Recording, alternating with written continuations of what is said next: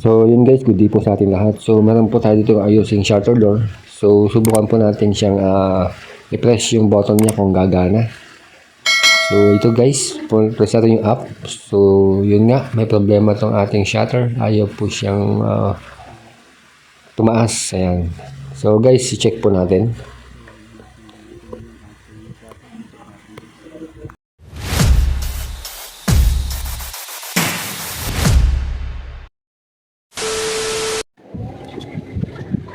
So yun guys, tinanggalan natin yung cover niya. So i-check natin kung ano yung problema dito.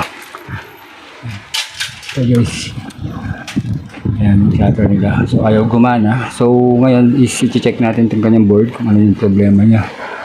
So check natin yung fuse. So yung fuse, check natin. So baklasin natin to guys, itong board. Ayan. Tapos i-check natin kung ano yung problema niya. So ito guys is controller ng ating shutter. So ito ang naging problema niya. Ayan. So guys, itong supply na to papunta dito is putol yung yung naputol yung kanyang copper plug. Ayan, putol guys. So ngayon dudugtong natin. Dugtong natin para ayan, ito yung guys, putol.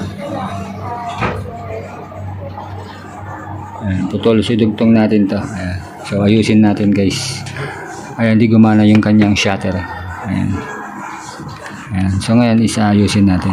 Ayan. So lagyan natin ng hinang. Hinangan natin guys para magkaroon siya ng supply. Ayan. So ito guys yung board natin ginawa natin para magka-contact siya. Ayan. Ito guys. Ayan. Ito kasi ito yung nasira. Ayan sa ibaba. Ito.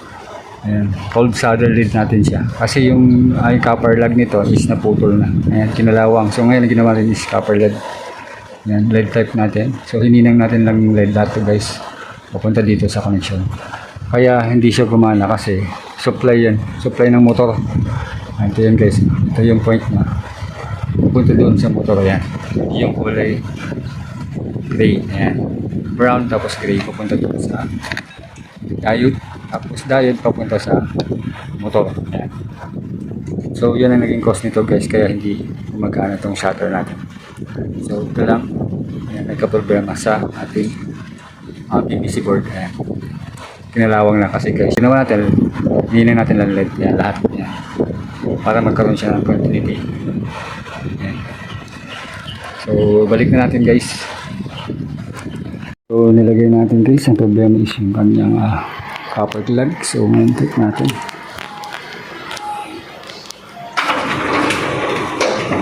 Ayan, yung pababa natin.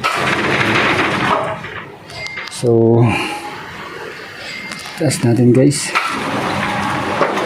Ayan.